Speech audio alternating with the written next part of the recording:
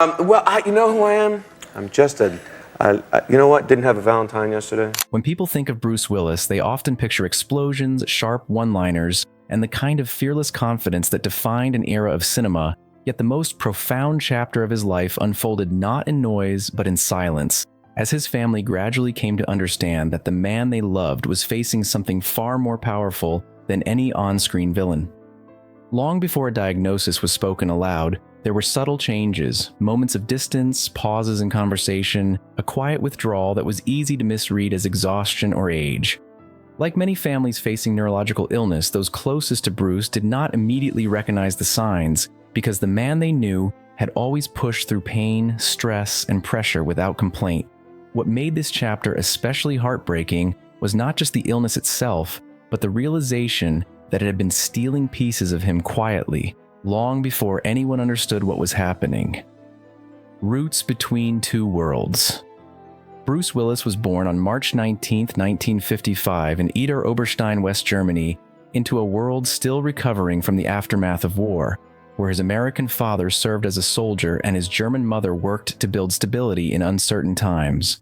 From the very beginning, Bruce existed between cultures, absorbing both the discipline of military life and the resilience of post-war Europe, experiences that shaped his adaptability and perspective. When his father left the military and the family relocated to New Jersey in the late 1950s, Bruce was thrust into a new identity altogether, no longer the boy born overseas, but a child navigating the rough edges of working-class American life. This early displacement left him feeling like an outsider, a theme that would quietly follow him for years and later become central to the characters he portrayed so convincingly on screen.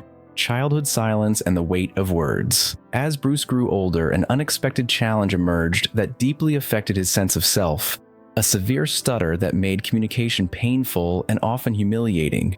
Words which came so easily to others felt like obstacles to him, and the fear of being called on in class or mocked by peers became a daily burden. Children can be cruel without realizing the lasting impact of their words, and Bruce felt that cruelty firsthand, retreating inward while trying to mask his frustration with humor or defiance. The stutter was not just a speech impediment, it was a barrier that shaped how he saw himself in the world, planting early seeds of insecurity that would later contrast sharply with the confidence audiences came to associate with him.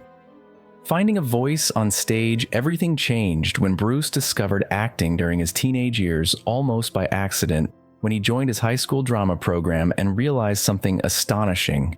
The stutter that plagued him in daily conversation disappeared when he performed. On stage, speaking someone else's words, he found freedom, clarity, and control, as though the act of becoming another person unlocked a part of his brain that everyday life could not.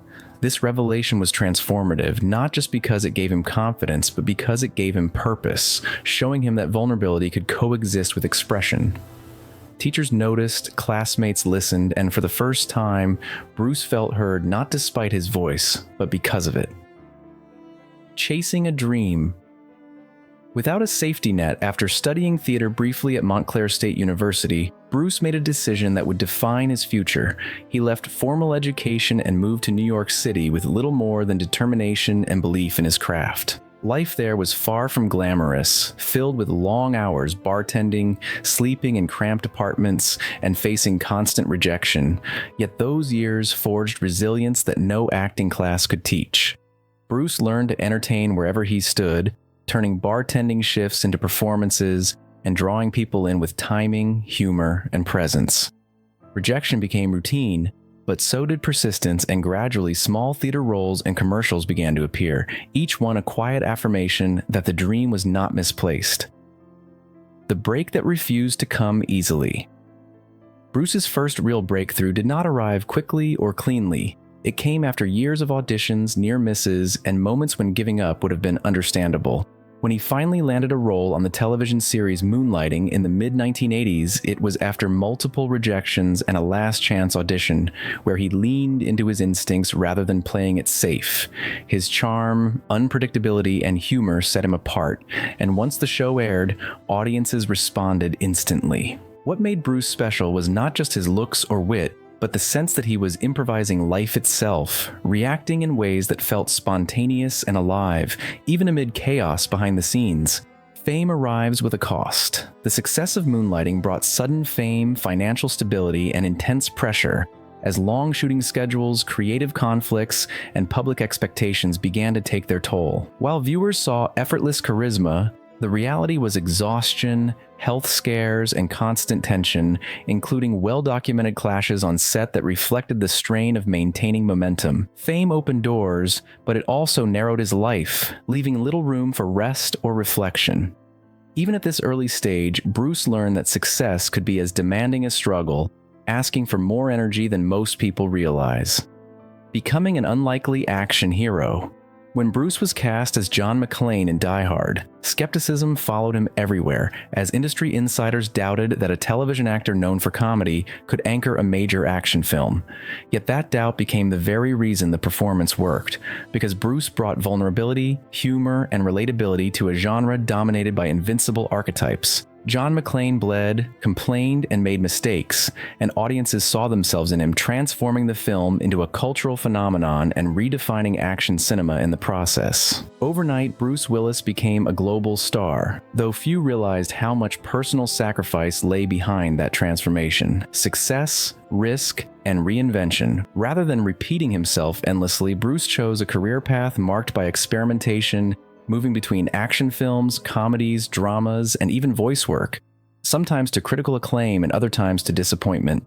He understood that not every risk would pay off, but he valued growth over safety, a philosophy that led him to roles in films like Pulp Fiction, 12 Monkeys, and The Sixth Sense, where he traded invulnerability for complexity. These performances revealed depth beneath the action hero exterior, proving that longevity in Hollywood requires evolution rather than repetition. Family, love, and a complicated balance.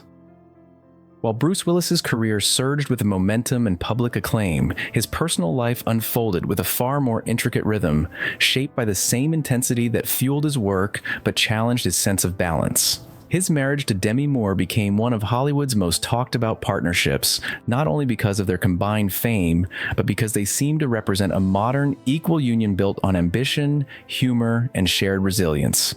Together, they navigated the pressures of stardom while raising 3 daughters, often attempting to alternate projects so one parent could remain present at home.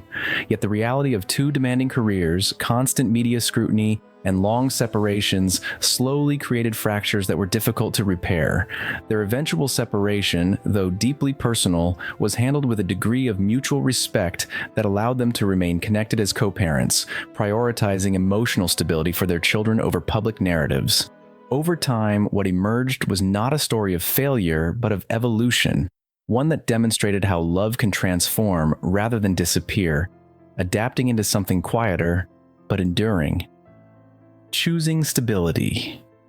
Later in life, Bruce's later marriage to Emma Hemming marked a noticeable shift in his approach to life, signaling a move away from constant acceleration towards something more grounded and intentional. After decades of relentless schedules, physical roles, and public expectation, he appeared to seek steadiness rather than spectacle, building a family life rooted in routine, presence, and protection. With Emma, he embraced fatherhood again, this time with a deeper awareness of how fleeting time can be, choosing to raise their daughters with greater privacy and distance from the pressures he once knew so well. This period reflected a man who had already achieved global recognition, but was now learning to value smaller, quieter victories, shared meals, familiar rituals, and moments of stillness. Though he continued working, there was a sense that ambition no longer defined him in the same way, suggesting a growing understanding that fulfillment often arrives not through accumulation, but through connection, subtle signs, and unanswered questions. As the years passed, those closest to Bruce began noticing changes that were difficult to name or fully understand, moments of distraction, withdrawal, or confusion that could easily be attributed to exhaustion, aging, or the natural toll of a physically demanding career. Like many neurological conditions, the early signs were subtle and inconsistent, offering uncertainty rather than clarity, and making it hard for loved ones to distinguish between personality shifts and something deeper.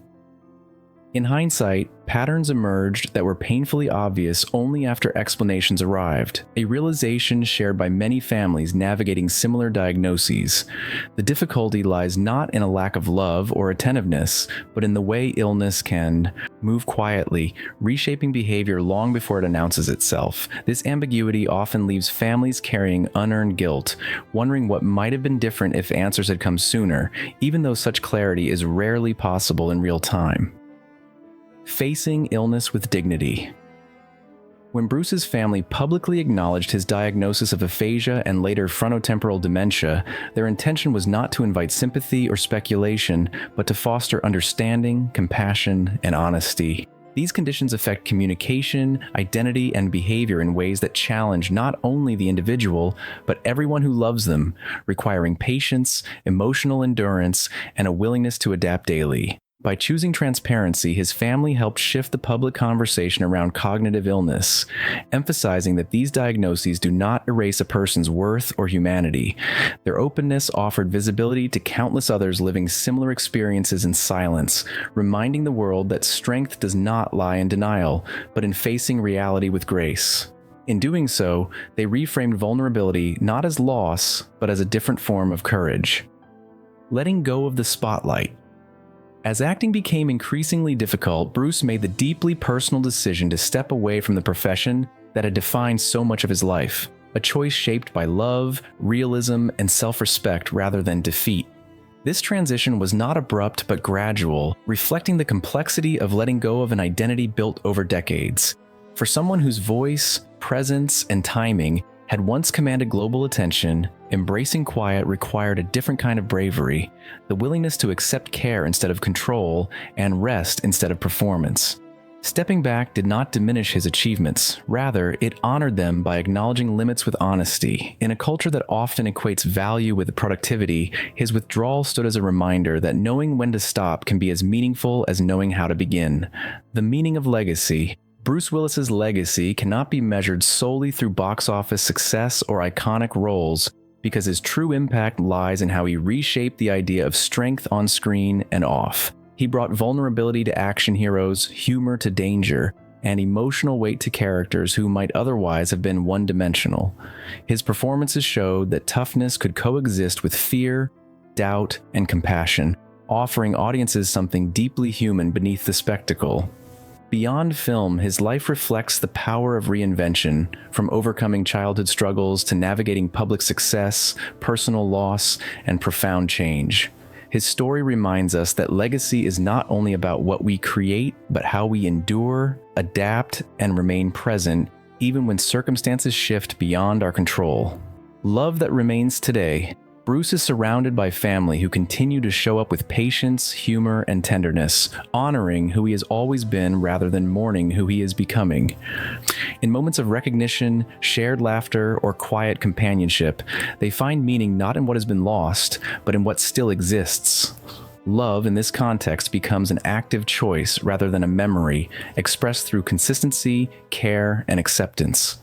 These moments may be fleeting, but they carry a depth that fame never could, reminding us that connection does not depend on perfection or permanence. Instead, it thrives in presence, in showing up fully even when the future feels uncertain. A story that continues quietly. Bruce Willis's story does not end with illness, because stories are not owned by careers or public images. They belong to relationships, growth, and the courage to face uncertainty with grace. While the world remembers him for unforgettable characters and cinematic moments, those closest to him cherish something far more intimate: the warmth of his smile, the familiarity of his laughter, and the comfort of shared silence. In this quieter continuation, free from expectation and performance, the essence of who he is remains alive. It is a reminder that meaning does not vanish when applause fades, but often grows deeper in the spaces where life becomes simpler, slower,